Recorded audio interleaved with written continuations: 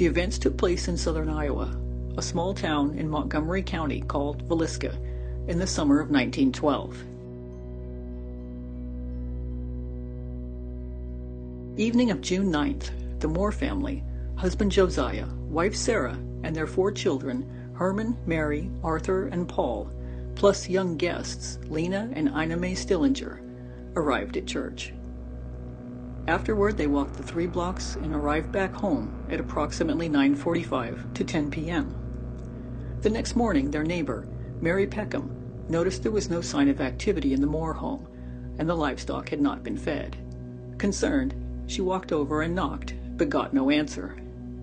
The door was locked and all windows covered and dark. She then called Josiah's brother Ross, who arrived to check on the family. Ross Moore unlocked the door with his key while Mary Peckham waited outside. Upon entering, he found the bodies of the Stillinger girls. Stepping away from the crime scene, he called for police. Villesca primary peace officer Henry Horton showed up and began searching the home. He discovered that the entire Moore family and their young visitors had all been bludgeoned to death. "Somebody murdered in every bed," he was quoted as saying. The weapon used was immediately obvious. A partially cleaned but still bloody axe of Josiah's, speculated to have been in the backyard. It was found leaned against a wall in the room with the Stillinger girls. The murder scene was brutal and bizarre. A 4-pound slab of bacon was found leaning against the wall near the axe. Dresser drawers had been pulled out, likely by the killer looking for garments, since all mirrors and glass in the entryway doors had been covered with clothing. A plate of uneaten food and a bowl of bloody water was found on the kitchen table. Every one of the victims lay in their beds. Their heads had also been draped with articles of clothing, covering the fact that they had been struck several times over with the blunt end of the axe. All that is, but Josiah. The blade end had been used on him. Ceilings in the bedrooms had noticeable gouge marks, presumably from the upswing of the weapon.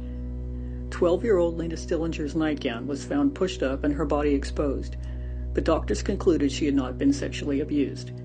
It was also determined that she had a defensive wound on her arm, and very likely the only one to wake during the attack.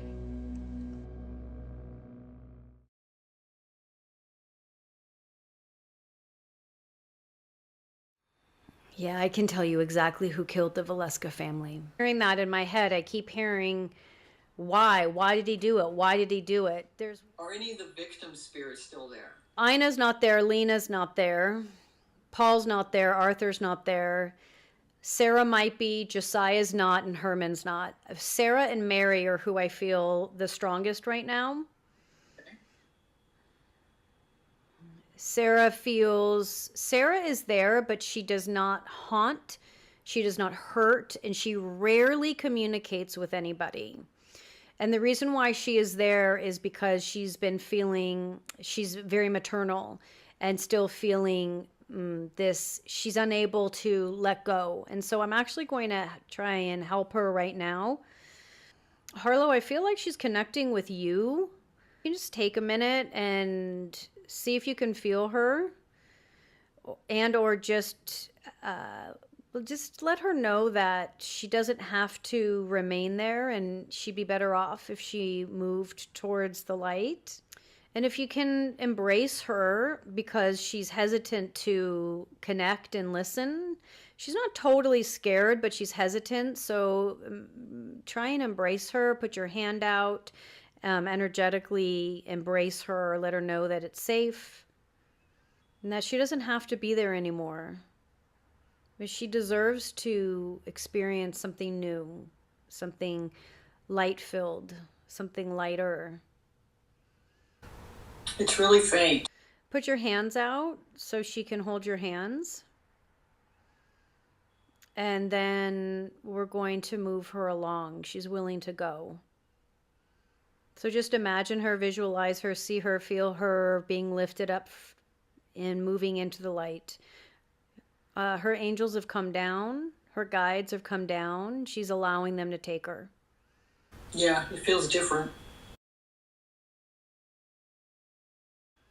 Mary is the one that's talking to me. She's still very, obviously, she's just kind of like, I see her just like shaking. And so it's going to be silent for a minute. I just want to sit with her for a minute. I'm waiting for her energy to stop vibrating. It's like static movement that's stuck.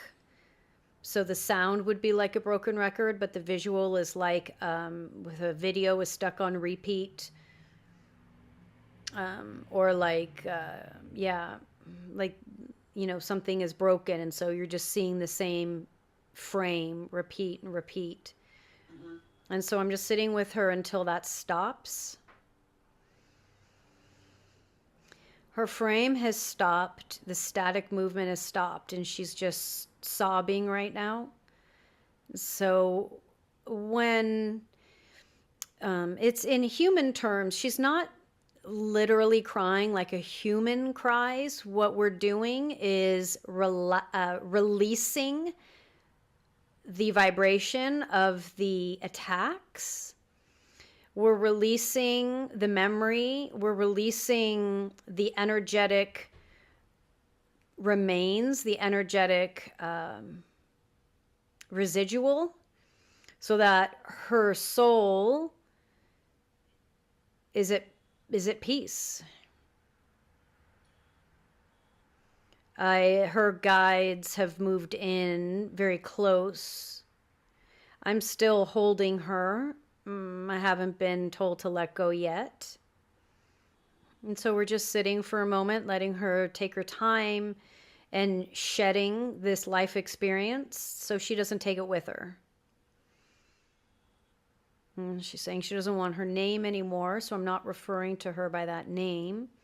But she's getting ready to go. And she's being lifted up. I'm not asking questions because my job is to release her, not to keep her. And same with the mother.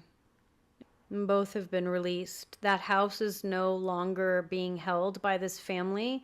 Any energies that live in that home is 100% not them. They're gone. I'm not saying there aren't energies that are still in that home that are coming from different places and different things, but these people are no longer there.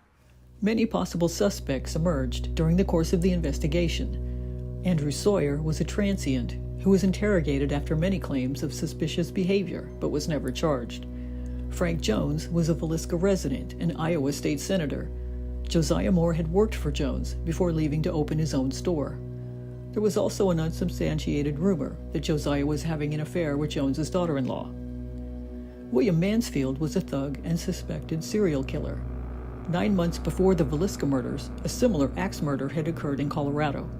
There were 2 more cases in Kansas, all with similar details, including clothes used to cover windows, and additional cases of unsolved axe murders along the Southern Pacific Railroad line. Some theorized that Mansfield had been hired by Jones, but in time Mansfield was proven to have an alibi. Henry Lee Moore was convicted of murdering his mother and grandmother with an axe after the Villesca killings, again a case with striking similarities.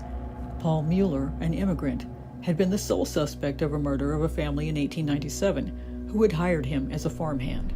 Some believe he was the serial killer responsible for axe murders throughout the country, who chose his many victims based on their proximity to railroads, enabling him to travel and kill undetected. The Reverend George Kelly ended up being the main focus of the investigation, mostly for his peculiar traits and bizarre behavior. He had reportedly suffered a mental breakdown and often been accused of peeping in windows. Hours before the bodies were discovered in Villisca, Kelly was telling fellow passengers aboard a train of the murders. A grand jury indicted him. He signed a confession to the crime, but recanted at his trial. Due to his history of mental illness, the jury didn't believe he was responsible. After 2 separate trials, he was acquitted.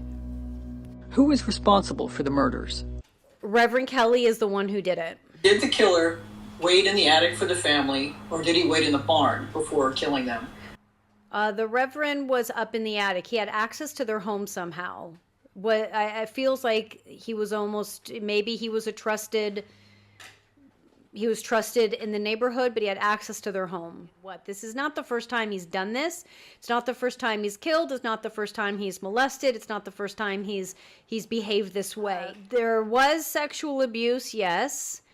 Was it sexually motivated? This man was just warped on all levels. So who's to say what motivated what? Was this a motive of opportunity, a crime of opportunity, or did he plan this? He planned it as he has planned others before. This wasn't new for him. Why were the faces of the victims and all the mirrors in the house covered? He's saying this was like it's like that's what he does. That's his thing. After he does this, he covers the faces, but he covers the mirrors prior to the killing. Has he done this before? Has he killed others before? Oh, yes, many times before. He's killed many times before, for sure. Was this something he did because he moved around as a reverend, he moved around to different areas, and is that what gave him the opportunity? Yes, absolutely, and he never got caught. He was very, very good at what he did. Until the mid-1990s, the Moore home was owned and rented by several people. Residents wanted it torn down. Darwin Lynn, a retired farmer, bought it and decided to make it a tourist attraction. He dismantled the electricity, plumbing, and garage, and found antique furniture and decor to recreate how it looked in 1912. But true crime people didn't show that much interest in touring the place. What did happen was that paranormal investigators began coming and wanting to stay overnight. The Villisca Axe murder house and its history soon gained popularity and was showcased on ghost hunting television shows. Darwin passed away in 2011, but his wife Martha kept it open as an attraction. So many people, thousands of people have gone through this home, tourists and ghost hunters. Have they drawn other spirits to the location, or have they created any thought forms with so much focus on a brutal crime like that? Because the mother and Mary were still there, Sarah and Mary were still there for so long, there was this pull and this connection people had, but neither of them spoke to anybody. They were very, Mary was, as you can imagine, there's not words to describe what happened to the soul.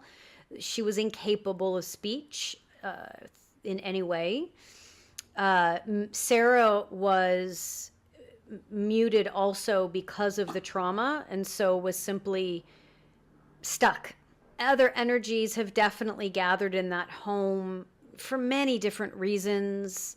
I'm not saying that information people got when they went there was wrong. There's other energies that could communicate maybe for them, and said things that maybe were true. But those two were incapable of speaking. One of the boys, I feel like it's Arthur, he's made, like, he's kind of weaved in and out of that home and at times and has communicated with people. Arthur still holds a connection to that home. A lot of people had reported about trickster kind of energies, pretending to be the killer, pretending to be the victims. Quite a few people have reported experiencing that. In 2014, one of the overnight ghost hunting guests, Robert Buck Larson, was investigating upstairs when he was found with a self-inflicted knife wound to his chest and hospitalized. He survived, but has rarely spoken about the incident. His brief statement during the show Kindred Spirits mentioned that he had tried to reenact the crime scene using his own knife since he had no axe.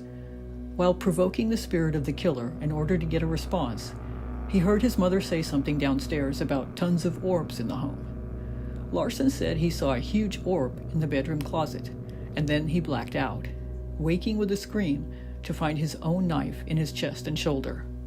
He didn't do it to himself, but he also said himself he was provoking, correct? Correct. What caused it? A manifestation of what he was looking for. So there's always beings that are willing to help and do what someone is looking to create. Robert was, I don't know if he's conscious or not of this. I feel like he is, but maybe was not scared to talk about it, but wasn't sure how to talk about it, or wasn't sure.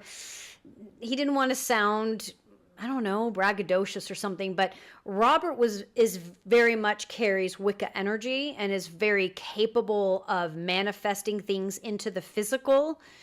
And I say that because he's a very powerful person in a very good way, because there was very much him learning about who he is as this Wiccan entity who is capable of physically manifesting experiences. This is one of his psychic skill sets.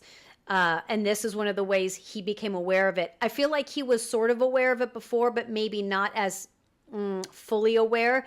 And I feel like there was a part of him that was a little shy to being really confident in who he is. But the truth was and is, had he stepped into it and really allowed it to embody him, this scenario wouldn't have played out to such a degree, because he would have had more control over it. But more so, it was about him learning who he is and what he's capable of. I'm sure there's a lot of opinions out there on what he did and why he did it, but I feel like at his core, he didn't mean harm. A resident of the home years after the murder, but before its restoration, was strangely stabbed while sharpening a knife. Was there something dark in the home that influenced these kind of things and possibly the killer? The Reverend's, after his death, he stayed in that home for a long time and haunted. He very much made that his home. I don't even feel he is still passed over. He is still in that home. But it's as if his energy gets weaker and weaker and weaker.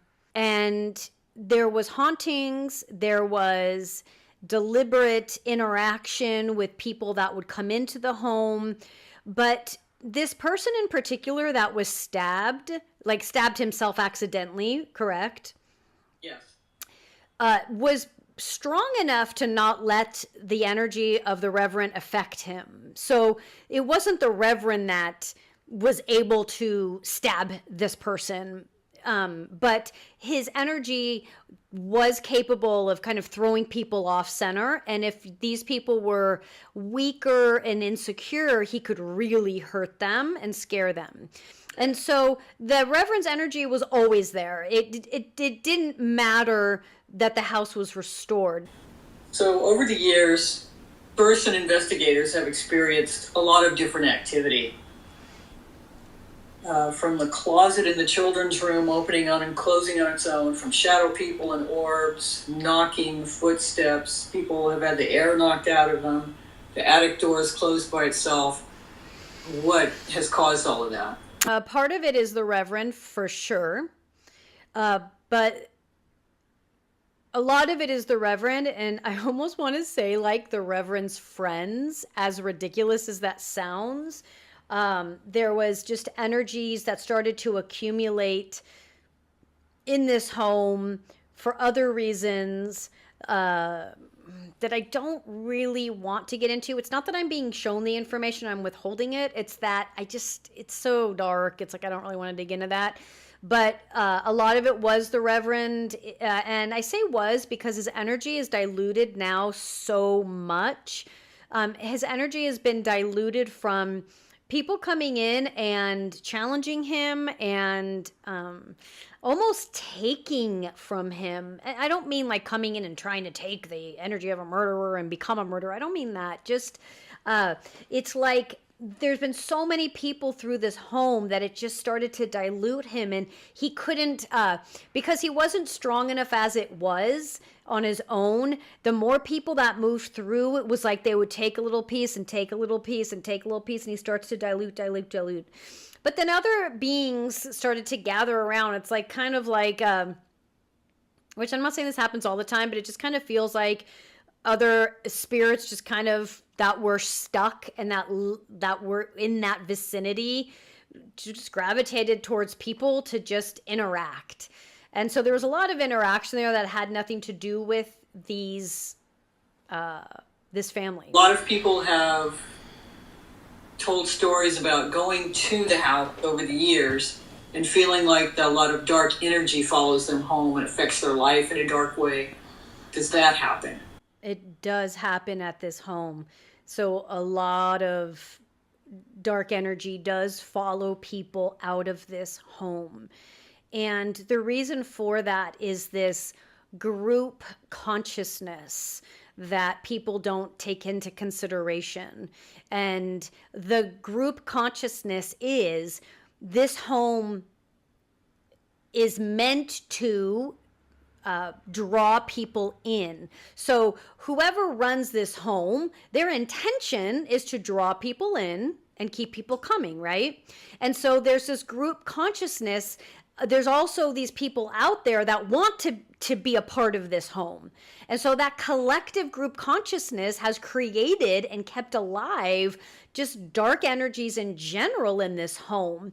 And so there's an openness to it and a willingness to continue to create this darkness. And so yes, it's going to travel home with those that visit, because those that visit are naively joining in to a group collective that was started by the people who have kept this home alive. The Villesca house can currently be toured or booked for an overnight stay. 360 Cities also has a virtual online tour available with panoramic view of its yard and rooms. Curious, I tried that for myself several years ago, following the map that identified each area. After stepping inside with my cursor, I was overwhelmed by a wave of what felt like extremely heavy, dark energy. Immediately nauseous, I had no choice but to leave the site. I was fairly new to the story of Villisca then, and not familiar with details. With a little research, I learned that the room that had affected me so abruptly was where the 2 young Stillinger girls and the axe had been found. Should the Villisca house be closed to tourists, or should it be torn down? Should this just be put to an end? Put to an end. It is not fair for the family. It is not fair for humanity. It is not fair for the planet to keep this home up. It should be burnt to the ground. There should be ceremonies done to clear the land, and that land should stay empty for at least 10 to 15 years, if not longer. Trees should be planted. I don't know that they'll stay alive very long, but the more we keep trying and trying and trying, eventually we will have regrowth, rebirth, new life, new light, and we can build homes on it again and start over. Burned to the ground is the exact image I had in my head. No one else has ever been tried for the crime. It remains one of the most horrific unsolved murder cases in American history, and of great interest in popular culture, prompting numerous movies and television shows. During the original investigation, many unauthorized personnel and citizens flocked through the crime scene, contaminating evidence, including the murder weapon. It changed hands several times and is actually said to once been traded for a box of chocolates before finding a home with a historical society. The number of tourists and paranormal teams to visit this location is likely well beyond counting at this point. Some say nothing negative or noticeable presents itself. Others come away with compelling stories, potential evidence of lingering spirits, and claims the dark energy follows them home. With so many years of focused intent by so many individuals expecting and possibly projecting ghosts and demonic activity, one wonders if a resulting entity has been created. Are there really souls unable to rest here, or do we keep a brutal moment in time alive by stoking it? True Crime Psychic Eye revisits unexplained mysteries and unsolved missing persons cases from a new perspective, the insight of a psychic medium.